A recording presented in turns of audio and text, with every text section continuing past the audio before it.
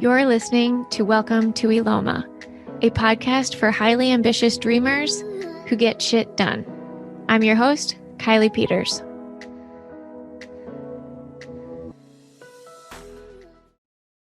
This is a space where we talk about becoming fuckless. Now, before y'all think I'm just here to drop a bunch of F-bombs, first, you're not wrong because I am a fan.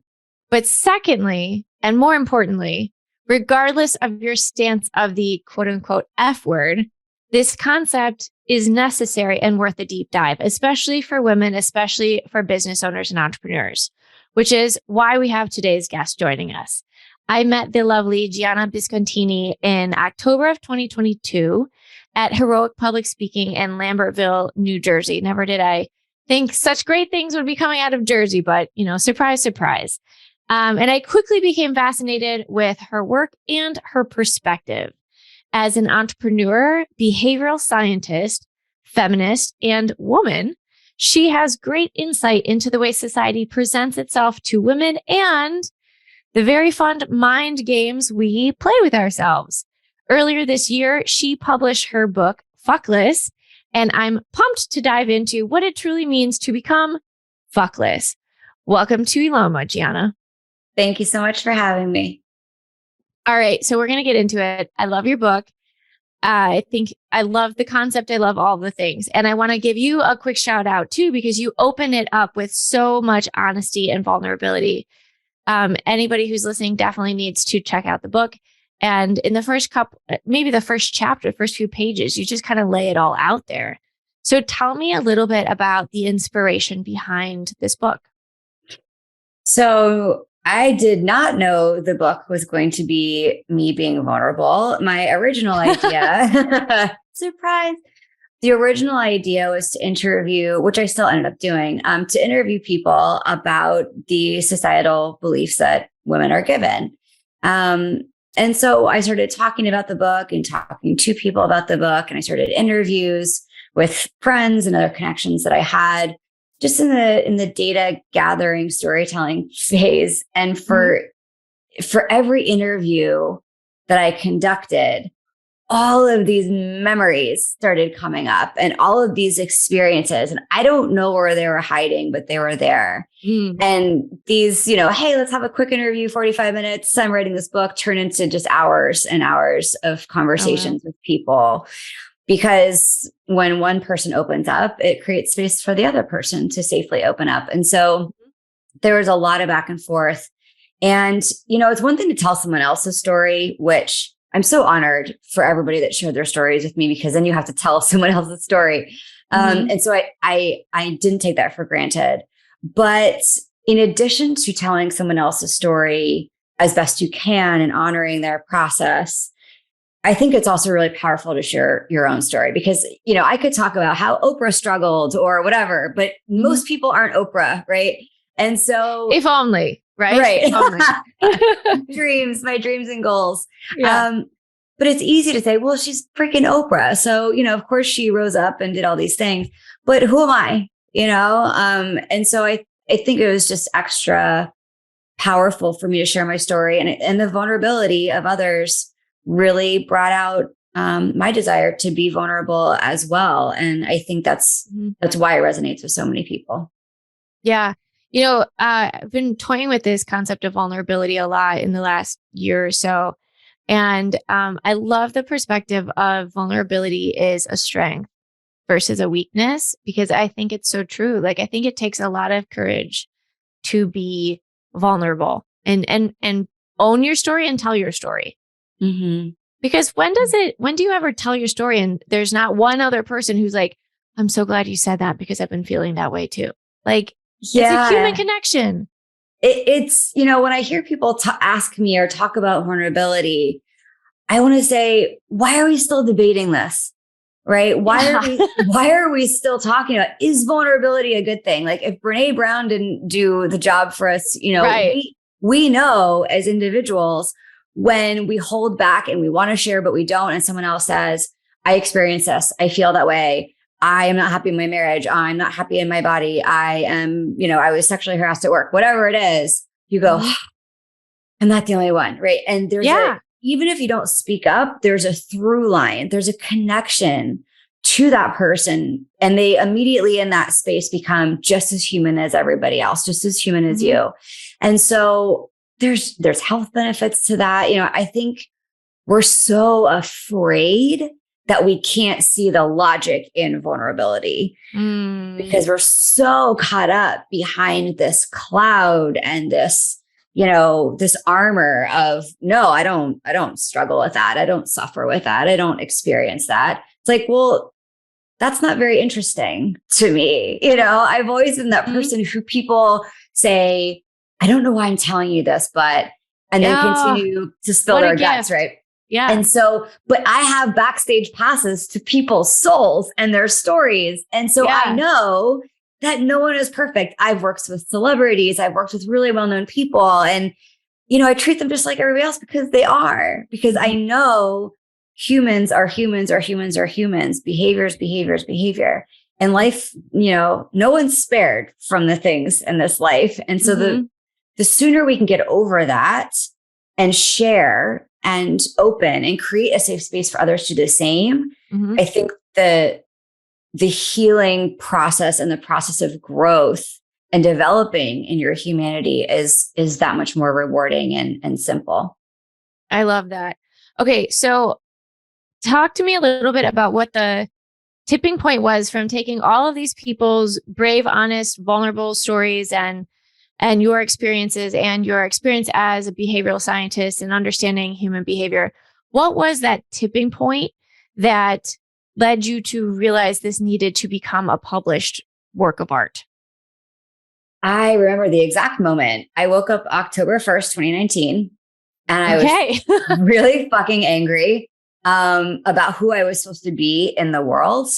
And I don't know what had happened to make me wake up so angry. I was in the middle of deciding to leave my marriage. I know that had something to do with it, but I think it was just that it was like accumulation of everything. And I sat down, and for the first time, I opened my laptop to write a journal entry, which is crazy because I've kept paper journals since I was 8 years old. I never journal on a computer. And I think I just had so much coming that I knew my hand was not going to keep up with my brain writing.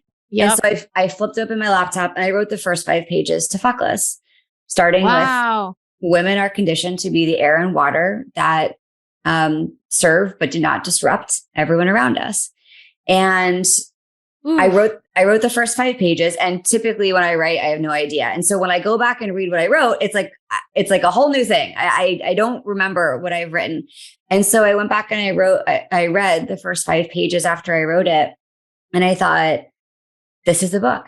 This is the moment. I'd wanted to be a writer for 10 years, almost to the month. I remember being told, you can't be a writer. That's silly. You're in grad school for something different. All the punishment from everyone around me. I remember exactly when it was. And it was almost 10 years to the month.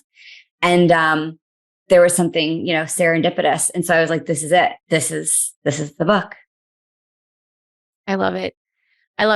So you come at this perspective of becoming fuckless from so many different unique experiences. And I think, a lot of people listening might be entrepreneurs, they might be women, etc. But you also are a behavioral scientist. So in writing this book, I think that that's something so beautiful and unique you bring to the table. What were a few key insights you name these in the book, but that are backed by behavioral science that people need to know about? So I think this is the non-sexy stuff, right? And I am into energy work and quantum physics and manifesting and all of that. And it's very, very real to me. There is a non-sexy side to behavior change, and that's understanding why we do what we do. So there are a lot of social scientists out there talking about why we do what we do. I am a board certified behavior analyst, which means I am in the natural sciences. And so this is just the behavior of all organisms, not just humans.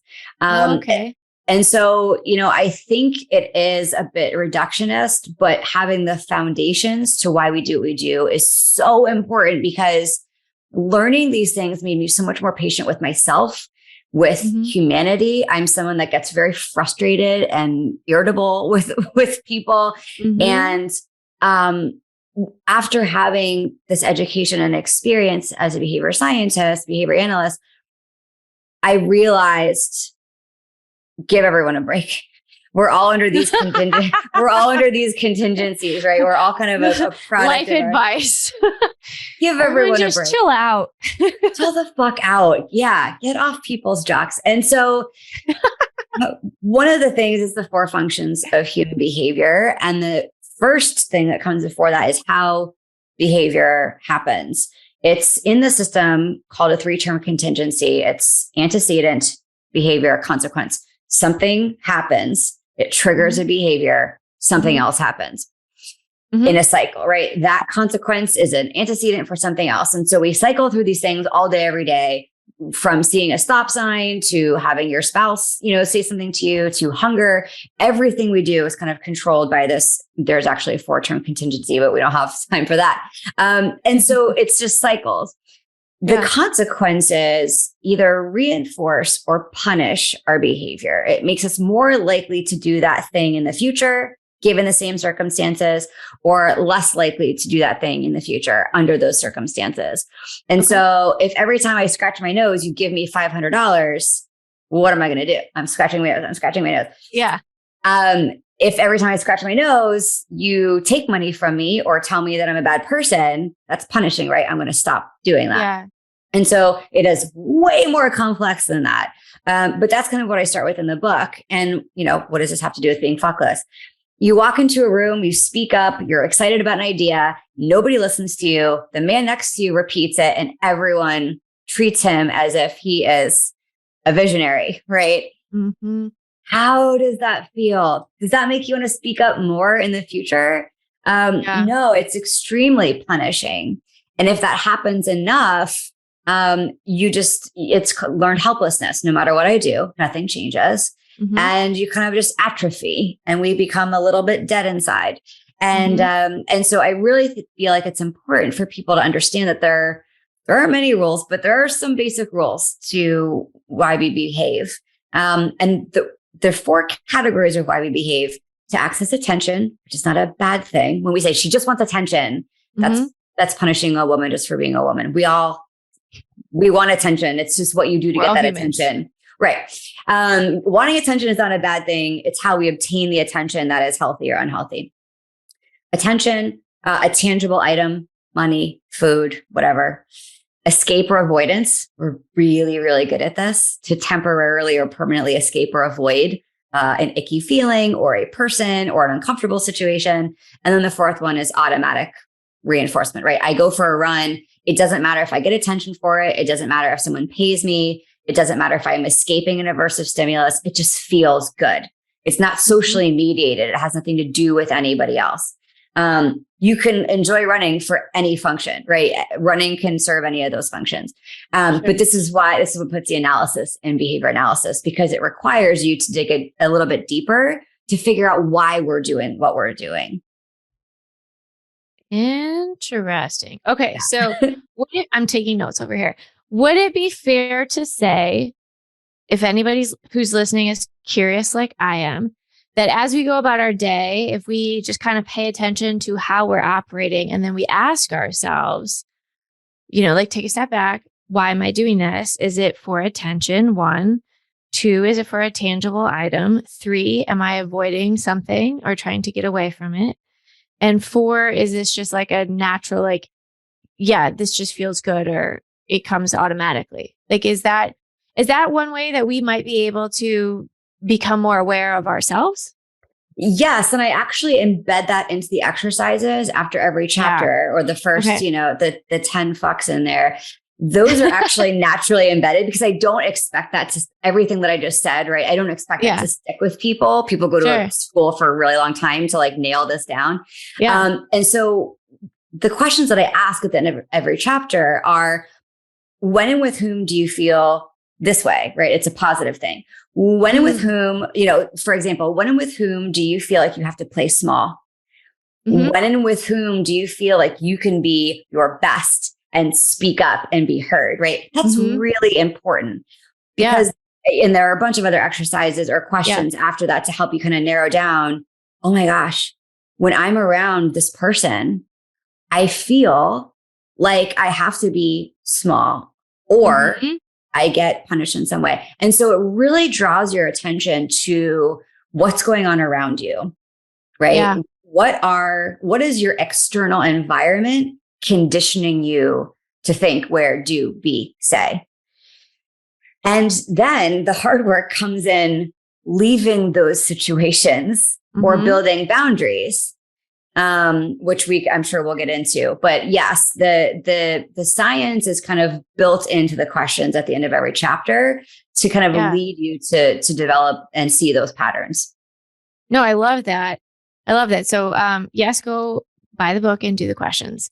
But in the event that right now you're just walking around and in your day, ask yourself those questions. Another thing that you bring up in the book is you talk about these 3 truths. And I really again, shout out, Gianna's done a beautiful job organizing the book and giving actionable takeaways and reflections, etc. But I really like these, and I believe I agree with you. I think that they are truths, and I'm curious as to how you landed on them. So these are the 3 truths, and I hope I get these right word for word. We'll see. Truth 1, your wants and needs are real and deserving of attention. Truth 2, you will never truly benefit by denying your authentic self.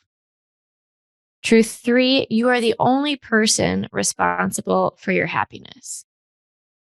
Yes, well done. So I like to take notes when I sit and read books. But I love these because I think that they're so poignant and they're so on the nose. And I feel like you probably could have added 15 more to this, but I'm just curious as to how you landed on these 3 and why you felt like these were the most important ones. I am big on accountability and responsibility in taking agency over our own lives. And a lot of what went into those questions was just a result of my own experience. I'm not unique as a human. I am a human who experiences the things that everybody else does. So I self-reflect a lot. But, I've been a coach for a really long time, and people have shared a lot with me over my life. And I really enjoy getting to know people and their stories. And I pick out patterns that other people don't realize are there. And so I realized the power of those 3 truths because they're not easy to hear, right? No one else is responsible for your happiness except for you. No one wants to believe that. Yeah. We want to say, but my mom and my dad and my, spouse and my best friend, they're all responsible. No, they're not. We're responsible for ourselves. And trust me, being responsible for one human is enough, right? It's plenty. Yeah. Right. If you want to go deep and live an interesting, messy, beautiful life, taking agency over yourself is enough. Mad respect to parents out there. And so I think arriving at those 3 truths and seeing them as truth is really the first step in absorbing the rest of the content in this book. I see a lot of women push off their needs and wants as undeserving of attention because that's what society tells them about their needs and wants. We never benefit from playing small. I've never personally witnessed that. It's not really. Not really. No. From being kind. Yes. From learning to speak professionally and manage your emotional content in a moment. Absolutely. But to dim yourself down, that's how we end up 10 years later wondering what happens to all of our potential, right? Yeah. And that's when truth 3 is really important because we want to go, well, nobody else helped me. Well, nobody else promoted It's on you. Me. Guess what? They didn't have to. Sweet child, that was not up to them. That was up to you. To stand up and speak up and say, this is what I want. And this is how I'm planning to get it. And this is what I need from you. Would you like to help me? Is that an interest to you? Yeah. And so, I think those 3 truths are extremely powerful to understand. Absolutely. And I think I'm listening to your book, so I get to listen to you. Oh God. Speak your book the whole time. But I think I had to rewind and listen to those again. And especially, I mean, they're all super powerful, but especially number 2, you will never truly benefit by denying your authentic self. I think that's so loaded because it's so much work to first find your authentic self. So like, let's put that out there, like to all listening who are still confused as to what the hell's going on. It's okay. It takes a lot of time to find your true authentic self. And then to have the guts and the courage to stand up and protect that and really step into it. I think that's so loaded and so beautiful. And yeah, like to what you said earlier, none of these are easy to hear or accept to be truths, but they are. Yeah. And, on the point of that, the second truth about being your authentic self, I would 100% agree with you. There's a lot of self-help and inspirational stuff and all kinds of support for women. Stand up, speak up, be yourself, shine your light, do your thing. That really is not helpful for someone who has spent years, decades looking around to see what everybody else is going to accept and reward and understand. And so if your worth and value has been placed on your appearance or the money you make, or this goes for any human, but obviously we're talking to women. If your value if you've been overvalued for something, and you don't really care about it, right? Say it's the way that you look or the money that you make. Eventually that just stops mattering. Mm-hmm. And you say, I'm not this person. I'm so much more than how I appear when I walk into a room. I'm so much more than my financial success. But I don't know what any of that is. I just know that this doesn't feel right. I've been playing a role for a really long time. And I was living off of everybody else's acceptance of that. Mm-hmm. But you get to a certain age, 30s, 40s, maybe your 50s, where you're like, no, that's not who I am. Me. Yeah. And so in order for us to help women be themselves, we have to help them know themselves. Yeah. And you're right. And then walking out in the world, that's the whole second part of the book, right? Let's talk about what's going to happen when you take this new version of yourself out into the world, because most people aren't going to love it. And that's okay. It doesn't mean that you're wrong. It means that you have changed things, and we hate change for the most part, even people that love us. So I love it. Gianna, when we met, you heard me talk a little bit about how we define success. And again, like as we talk about finding your authentic self, and I also believe that the definition of success is very personal one for each individual. And we briefly spoke about this. But I'm curious as to how you are defining success for yourself right now in whatever areas of life you want to dive into. Absolutely. And my systematic science brain makes sure that I am systematized in my own success, because society gets in the way, ego gets in the way, shoulds get in the way, automatic behavior gets in the way.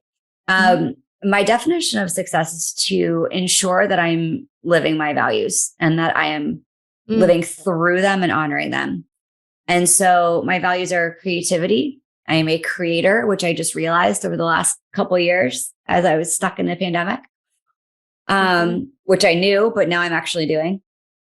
Exploration, whether I'm exploring a new country, a new service line through our business, I'm exploring new research. I'm with a client exploring their learning histories. That's really important to me. The fact that I can do those things authentically. Authenticity is the third, because the first two don't matter if I'm inauthentic. Having impact, right? Because the first three don't matter if I'm not having impact. And trust. Trust is very important to me. And I always throw in an overarching value of truth. Is it true? Is it true? Is it true? I have the researcher scientist in me needs to know the truth. It calms me. even the hard truths, which is probably why the book is so raw. I like getting hit in the face with truth because it's knowledge and it's power, and I can move on and apply that somewhere. And so I've done a lot of values work. I find that if I am living through those values, and every day I can say, did I hit at least a couple of these? Did I violate? Did I engage in anything that violated these values? That's my idea of success. And pragmatically, to have time for spirituality, I do a lot of meditation, manifestation, journaling, all the well-being stuff that I do, which is a huge part of my day. Spending time with my dogs, just getting that balance. And I know balance is, I think, triggering for a lot of people at this point because I'm loaded word. Right. I'm single and I don't have children. And both of those things are by choice. I have 2 fur babies and a home of my own and 2 businesses and a second book on the way. And a first book that is just wrapping up a press tour. So I have a lot, going on that I care about, but I don't have anybody else really tugging at my attention that needs me.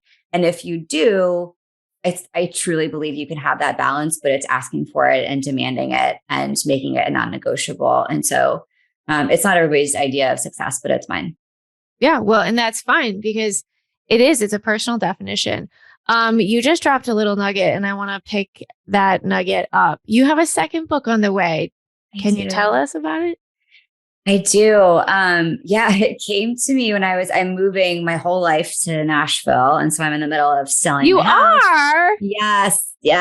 Okay.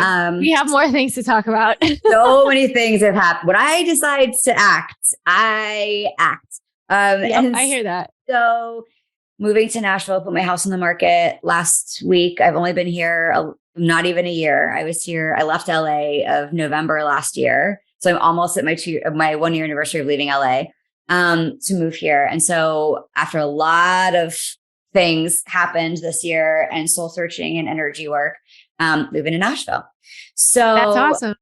Yes, I'm really excited about that. And so I was in Nashville looking at properties. And I woke up at 3:00 in the morning, which happens to be my favorite time of day to wake up. It's my creative witching hour. And to go into the book, probably I'll give a high level because it's a long story, but it's essentially evaluating emotionally, spiritually, mentally, societally, the point where we are faced with everything that we want. Maybe it's just everything. Maybe it's everything. Maybe it's just one thing. We're faced with this opportunity to be successful and we don't take it. Ooh. And what happens in that moment? I start with this childhood story of I was doing this very physically challenging thing for my athleticism and body type. And, I almost made it to the top of this thing and a harness that I was wearing got caught. And all I had to do was push myself off of what it was caught on and pull myself the rest of the way. But I started to struggle in front of people. And I chose good enough. And I asked them to pull me down, which was soul crushing. Yeah. But I know I was crying up there, and I got down and I wiped my tears. I was like, oh yeah, I basically made it. It's fine. And I kind of brushed it off. But the inner 12-year-old in me was like, fuck, like I could have now that I'm down here, it was so easy. I just had to do the thing. And I really, that surfaced for me at 3:00 in the morning. And as I was falling back asleep, and the sentence came to me, and it was, and life has been some form of that since for a lot of people. And I was like, wow, that's very true. We're afraid of our power. We're afraid of success. I see people in coaching all the time. Yeah. I can't because. Oh, you did all the work to find your authentic self? Great, go do that. I can't because people won't like it. What? I can't because. I can't. Yeah, but I can't because. And that's that. We have 10%, maybe even 5% more to go. Everything is there. We just step into it. And I think as women, there's this harness where it's like it kind of, you move forward, but it catches you. Yeah. I can't because I don't want to. I don't really want it. Yes, you do. why are you telling yourself you don't? And so it's really exploring what that looks like, and how to stop being, almost exceptional, almost something, almost awesome, almost successful, almost something, and really just saying, here the fuck I am, and stepping into it. Yeah. Because that's magic to me. Oh my God, that is magic. It brings me back to, I don't know, I was in like maybe 6th grade or something, and like Brandy came out with Almost Doesn't Count. I think that was the name of the song.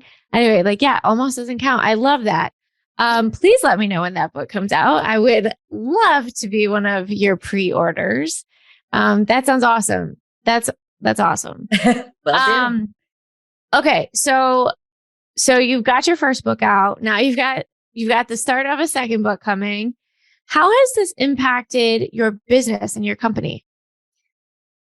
I think I've enjoyed the process of writing and launching Fuckless so much because it has nothing to do with my business. Nice. We have such a linear way of thinking that when I started writing the book and when it was published, everybody kept asking me, well, how does this serve your business? How does this serve you? And I said, because I had to write it. And so I wrote it. And that's the answer that I have for you. It's not part of some master plan. My press tour, helps being published in Oprah Daily and Newsweek and Today and all these big outlets has been awesome. It certainly helped me personally and professionally. And I do incorporate some of the work, I suppose, into coaching. But I really leave it up to people who come to me for coaching to say, I loved your book and I want this, right? Then we can get into it. Oh, okay. And then we can explore that. But coaching is something I only take on a small amount of coaches a year, not more than 10, because I am relaunching my my cultural analytics company, Workwell. And so I can serve more people that way. I can more profoundly impact lives that way. And so we're bringing on a COO and we have a chief relationship officer, and that's kind of what the Nashville move is about. And so this is Workwell is my primary baby. Sadly as a woman, if anything, Fuckless might hurt me because I'm out there being a raw, colorful woman in the world where I'm supposed to be a very demure female founder who doesn't say fuck and doesn't do all these things. Fuck that. Yeah, that's what I said. And I was like, it is what it is. Right. And so I think, I've gotten a lot of advice that is very well intended, but the older I get, the more I realize people don't know what they're talking about for the most part. And so it's like in most areas of life, people they're just talking. They're all opinions. Well, and perception is reality. Right. And so I experience this, therefore it's my truth, not the truth. And so I really appreciate when people say, well, I did this or I did that. I'm a researcher. I'm an information gatherer. I want to hear it all. But if I'm going through something or if I'm kind of struggling with something, I'll ask 10 friends, right? One's more heart-centered, one's more analytical, one's more brash, one's more on the calm side. And I get all these different opinions about what I should do. But the right one hits different. Right. Somebody's saying, well, from what I know about you, you did this and blah, blah, blah. And, they'll ask a question or and have a point that lands with me. Intuition kicks in and goes, yeah, that's it. That's it. I'm good with this decision. Right. It doesn't mean it's perfect. It doesn't mean it's 100% right. It means this is the decision that I'm good with. And if I fail, at least I did it on my own terms. And so if we have trouble raising money or, whatever, because of Fuckless, I got told the other day that a founder doesn't swear or drink or anything, and they probably wouldn't beta test our assessment because I had written Fuckless. And I was like, well, then they don't get it. Wow. They don't get it. And that's okay. We want to look for our people, not, I don't want to spend my time convincing people, right? It's just finding your people, not convincing people. Yep. Quick story. The tagline for this podcast is talks about getting shit done. And initially when we launched, my dad was like, I don't think you should swear in your podcast.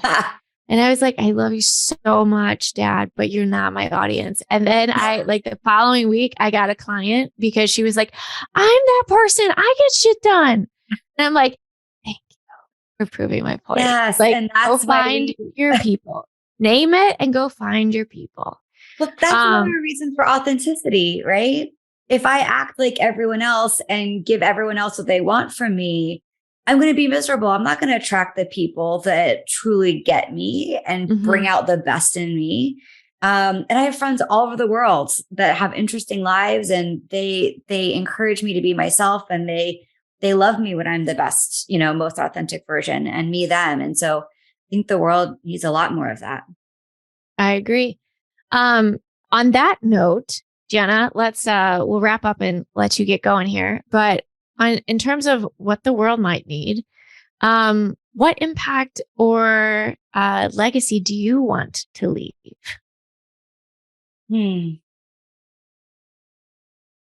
I hope that when I expire on this planet, I have made, and I think this is an overarching theme for a lot of people. I think everybody wants to leave it better than they found it. To me, I think the best thing that anybody could ever say about me or my work is she inspired authenticity. She inspired my bravery, and something she said or did made me make my life better. Right? Anybody in this line of work is a conduit for change.